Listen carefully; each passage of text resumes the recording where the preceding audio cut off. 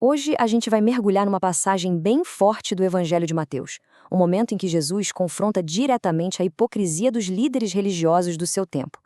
É uma daquelas lições que mexem com a gente e nos fazem pensar sobre o que é ter uma fé de verdade. Olha só como Jesus começa, com uma instrução que parece até um paradoxo, né? Fazei e observai tudo o que eles dizem, mas não imiteis suas ações. Aqui já está a chave de tudo, a enorme distância que pode existir entre o discurso e a prática, entre o falar e o fazer. Vamos entender isso melhor? Bom, para a gente entender o raciocínio, o primeiro passo é olhar para a autoridade que os fariseus tinham. E o mais curioso é que o próprio Jesus reconhece essa autoridade. Só que ele faz uma distinção fundamental, que é o fio da meada para tudo que vem depois. Jesus fala da cátedra de Moisés. O que é isso? Era o símbolo da autoridade oficial para ensinar a lei de Deus. Essa autoridade não era do fariseu em si, da pessoa dele, sabe? Pertencia ao cargo que ele ocupava. Ou seja, o que Jesus está dizendo é: o ensinamento que vem dali é válido, mesmo que o mensageiro seja imperfeito. Então, a lição aqui é muito prática. A doutrina correta, a palavra, deve ser acolhida, não importa quem está falando. Agora, quando a gente olha para a nossa própria vida, aí a história é outra. A fé de verdade exige coerência, exige que a gente junte as duas coisas, o dizer e o fazer. Ok, então depois de separar o cargo da pessoa, Jesus vai direto ao ponto, às ações deles. E o que ele descreve é basicamente um grande teatro, uma encenação de religiosidade. Ele os acusa de amarrar fardos pesados e colocar nos ombros dos outros. Eram inúmeras regras e tradições que acabavam sufocando o coração da lei. E o pior, eles mesmos não moviam um dedo para ajudar a carregar esse peso. É o exato contrário do convite de Cristo, que nos oferece um fardo suave, um jugo leve. E aí vem a palavra-chave que Jesus usa: hipócritas. É muito interessante a gente pensar na origem dessa palavra. Em grego, hipócrita era, literalmente, um ator de teatro. Alguém que sobe no palco, coloca uma máscara e interpreta um personagem. É exatamente isso que eles estavam fazendo, uma atuação de santidade. E essa peça de teatro tinha um figurino todo especial. Eles faziam questão de usar filactérias maiores e franjas mais longas nas roupas. Símbolos que deveriam ser um lembrete da lei de Deus viraram adereços para impressionar os outros. O objetivo era ser visto, ser elogiado, e com isso eles já recebiam aqui na terra a sua recompensa, perdendo a do céu.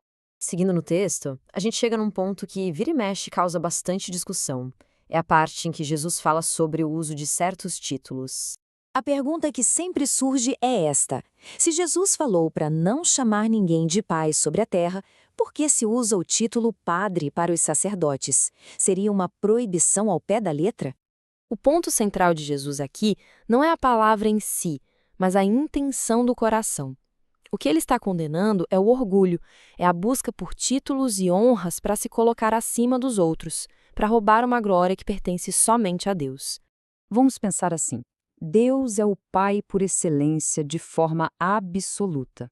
Qualquer outra paternidade, seja a biológica ou a espiritual, é uma participação na única paternidade de Deus. O próprio apóstolo Paulo se chamava de pai espiritual dos coríntios. O que se proíbe, então, é usurpar a honra que é devida somente a Deus. E, para fechar esse ensinamento, Jesus vira completamente de cabeça para baixo a nossa ideia de grandeza. Ele nos apresenta a verdadeira revolução do reino de Deus. Na lógica do mundo, é muito claro, né? Os grandes, os poderosos, eles dominam, eles mandam, eles querem ser servidos. O poder funciona de cima para baixo. Mas Jesus inverte essa lógica. Ele estabelece a lei fundamental do reino: quem se exaltar será humilhado e quem se humilhar será exaltado. A verdadeira grandeza aos olhos de Deus nasce do serviço e da humildade. E o mais impressionante é que Jesus não ficou só no discurso. Ele é o exemplo vivo disso. Sendo Deus, ele se fez servo. Veio para servir, não para ser servido, a ponto de se ajoelhar e lavar os pés dos discípulos. O Mestre e Senhor se coloca na posição do último dos servos. E essa é a grande virada de chave. Na lógica de Deus, a verdadeira autoridade, a verdadeira nobreza, não está em ser servido, mas no privilégio de servir aos outros. E tudo isso nos deixa uma reflexão para a vida. Num mundo que aplaude tanto a imagem, a autopromoção, como podemos viver essa verdade de que a grandeza está em servir?